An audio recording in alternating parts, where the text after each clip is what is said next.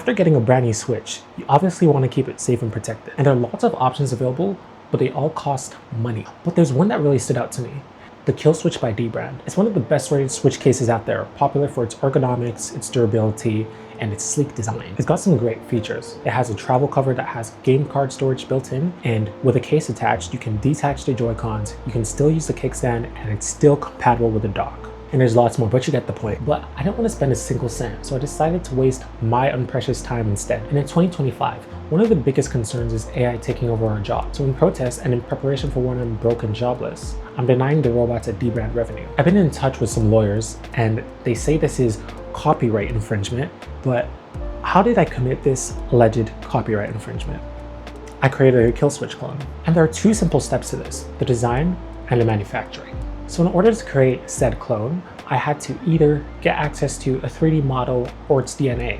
And I did consider both breaking into their HQs and also hacking into their servers, but 9 out of 10 lawyers I contacted suggested against this. So I decided to recreate it using CAD software. I just have to go through thousands of photos and videos in order to see exactly how it looked. And that's exactly what I did. So now, with all this information now stored in the large vision model that is my visual cortex, it was time to get to work. So the plan is simple. I create a rough model of the Nintendo Switch 2, create a shell around it, and cut out some holes where the ports and buttons need to be accessed. And then the final step will be to add the ergonomic grips onto the Joy-Cons. Simple, so I'll need to design two pieces for this.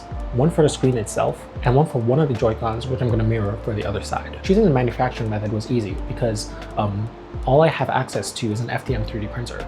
So I have to use that, and I have 3 options for the filaments I can use: PLA, TPU, and PETG. So I'll need to keep both of these in mind when I'm designing this. Before we start modeling, we need to get some measurements so we're not working blindly. I'll get some measurements from the Switch 2 so I can have a reference model that I can build up on. I'll also take some reference photos that will supplement some online ones so I can model it easier. Now that I have the references, it's time to sit behind a computer screen for hours. I'm no CAD expert, and I actually do not want to get a cease and desist, so I won't bore you with every click, but here's the general process. I'll create a rough Switch 2 console using my measurements and create a 3mm thick shell that surrounds the body, but not the screen, since that obviously still needs to be visible. I'll do the same thing for the Joy-Cons as well, and using my reference images, I'll begin making some cutouts. The console cutouts are very simple, but the Joy-Cons will require a few iterations, so I'll begin with that. I'll start with a trigger cutout. This was actually the longest part of the design process because the hump on the back was difficult to get right. After making lots of adjustments on that, I cleaned up with some fillets and chamfers. Once I was satisfied with that, it was time to move on to the console cutouts. This was much simpler. It involved extruding simple shapes according to the images and references. The Joy-Cons aren't actually complete because we still need to add the grips. To be honest,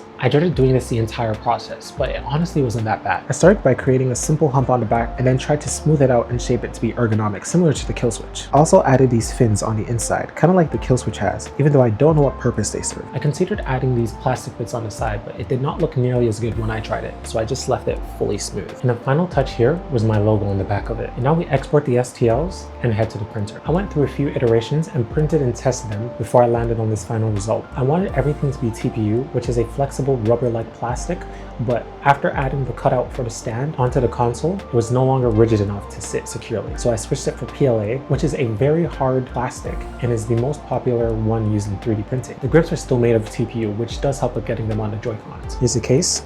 Not attached to Switch, but all the cutouts we'll need on the top, the cutout for the kickstand, and also a cutout at the bottom for everything else. And here's the Joy-Cons. We got a cutout for the triggers and a little hump at the back, and we've got a cutout for the face of the Joy-Con. And here's our ergonomic grip. Here are 2 Joy-Cons.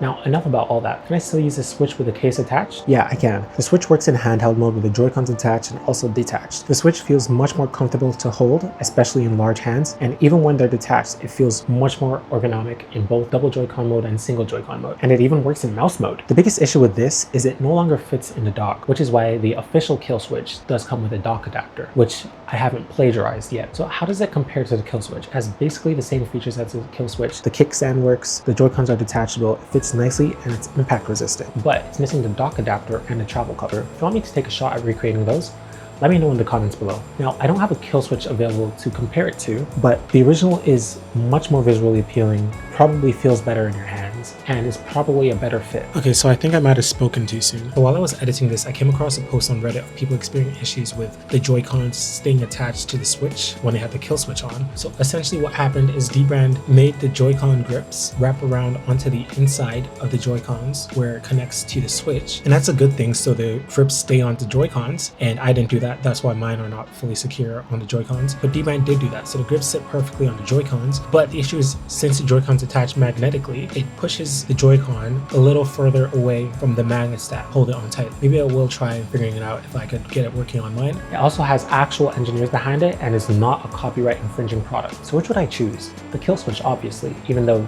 mine is much safer. Anyways, if you want to purchase my version, I'll have a link for it down in the description below. And let me know if you want me to design any other Switch accessories, original or otherwise. And that's all. Subscribe for more.